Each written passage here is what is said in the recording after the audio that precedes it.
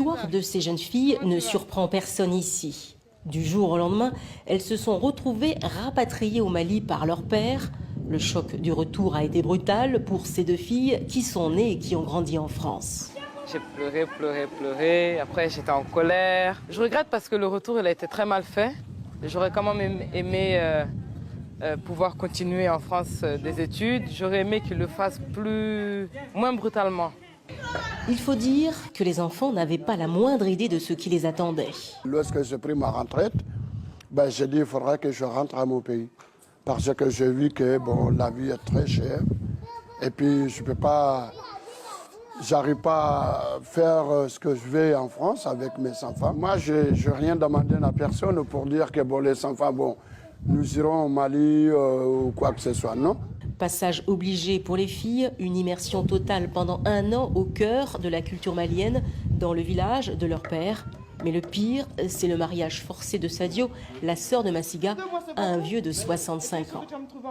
On m'a rien demandé, on m'a juste dit un jour, tu vas te marier avec un monsieur que je ne connaissais pas.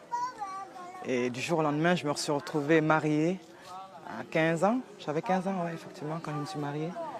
Dans des coutumes différentes, avec des responsabilités que je ne connaissais pas. Je n'étais pas préparée à tout ça. Et c'est cette douleur-là que j'ai. Le temps n'a pas effacé le ressentiment vis-à-vis des parents. Mais de leur souffrance est née une envie d'être à l'écoute des nouveaux arrivants, encore écorchés vifs. Tu vas gagner en patience, tu vas gagner en sagesse. J'étais comme toi, moi j'étais pire que toi. C'est-à-dire qu'on m'appelait même la racaille. Moi je vais rentrer. On n'est pas en bonne condition ici. Moi je suis pas en bonne condition. On est en merde ici, le Coran. Moi je vais rentrer moi. Il y a des gens qui sont ici, là, ils sont dans des conditions pires que les tiennes. Toi tu as de la chance, tu es en ville. Et ceux qui sont au village, qu'est-ce qu'ils vont dire? Pour la plupart des migrants maliens, très attachés à leur terroir, le rapatriement de leurs enfants avant la majorité est une nécessité pour acquérir certaines valeurs locales.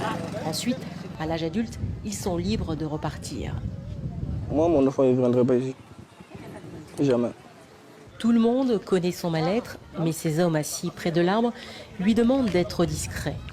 Le traumatisme du retour est tel que beaucoup de ces franco-maliens stoppent leurs études. Certains d'entre eux